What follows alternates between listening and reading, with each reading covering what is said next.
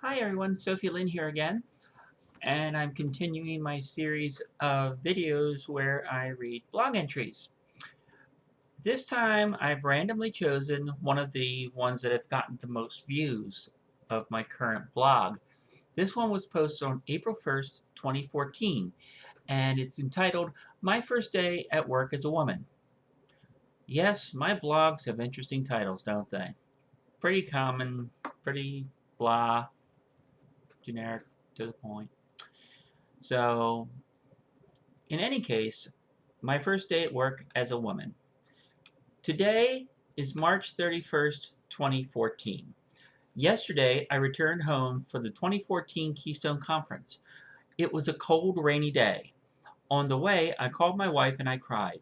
I miss her and my daughter. And the final speaker at Keystone scared the hell out of me. I could lose my daughter because of someone filled with hate. There are enough hate-filled people in this Commonwealth to keep me from her, as there are enough hate-filled people to elect people just as hateful. See this connection? I'll detail this chain here, and there's a link. Funny how I said that back in 2014. It's only gotten worse, right? Anyway, continuing.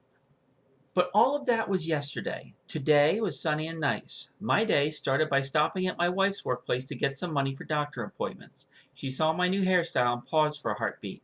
You see, I was in my last remaining guy clothes to see her. A concession. On my way back to the house, I received a phone call from work. They wanted me to come in today instead of tomorrow, as was one of the corporate directives that Sophie not start on April Fool's Day. I had a therapist appointment at noon. I was going to work directly after. When I arrived back at the house, it was 10:30 in the morning. I had an hour to get pretty. That included doing my hair. It wasn't enough, and I began panicking and making mistakes. I started losing it. Fortunately, I had the help of Em and Linda, who kept me calm and away from a full-blown panic attack.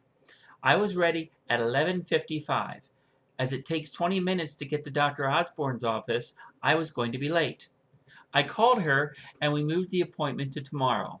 I then relaxed a little. I had a little lunch and then I went to work. I arrived at 1 p.m. and sat in the parking lot for a little bit, mustering my courage. I then grabbed my purse and took that long walk through the parking lot. Now, the day before, I stopped in a store with Linda Lewis so I could be seen as a woman there for the first time. But this time, I was alone. I clocked in at 1:25 and walked up to the music section where I'd spend the next 8 hours. My fellow employees were so very supportive. About 3 hours into the shift, I stopped dead in my tracks and looked down at myself. My name tag said Sophie. I wasn't wearing a compression shirt, so my breast stood out proudly. I was at work as me. I thought to myself, this is really happening. This isn't a dream. I'm here at work as a woman. And I couldn't wipe the smile from my face. As the shift progressed, I did all the usual things. I helped customers, answered the phone, and eventually went to the ladies' room. No issues, no problems. During my breaks, I used my phone to check my Facebook and saw so many affirming comments. Thanks to all those who posted. The shift went quickly. It was a magical night. I called my big sister Mel to talk about it. When I arrived home, I found that my friend Michelle from Worcester, Massachusetts, had called in a pizza order for me and it was waiting. Thanks, Michelle. There's a picture of the pizza. Long since gone, obviously.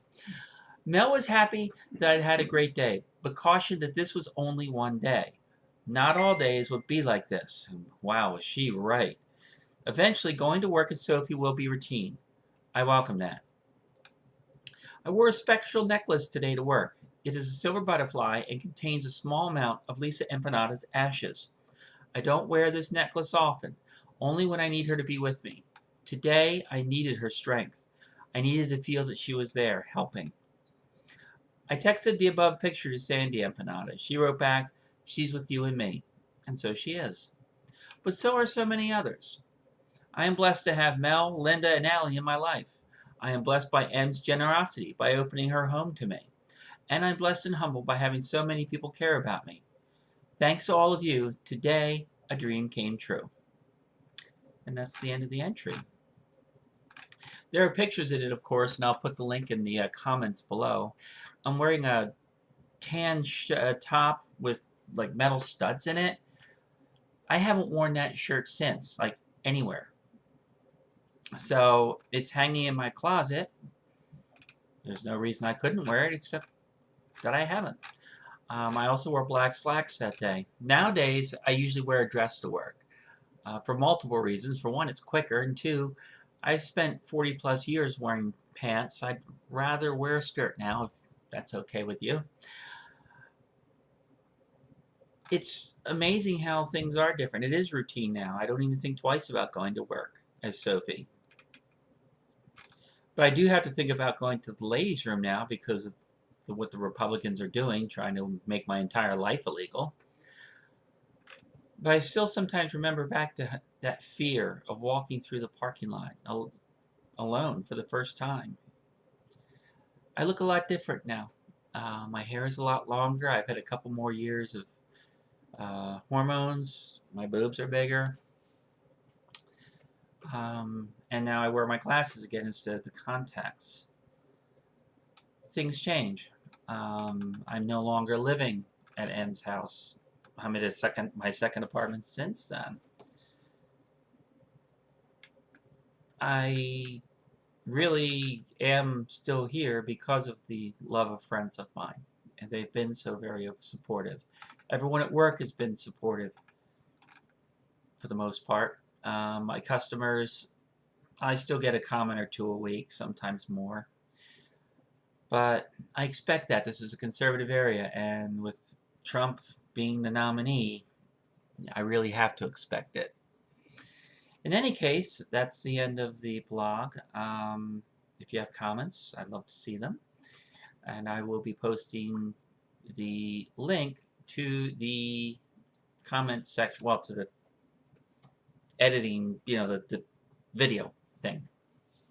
So, in any case, this is Sophie Lynn saying bye.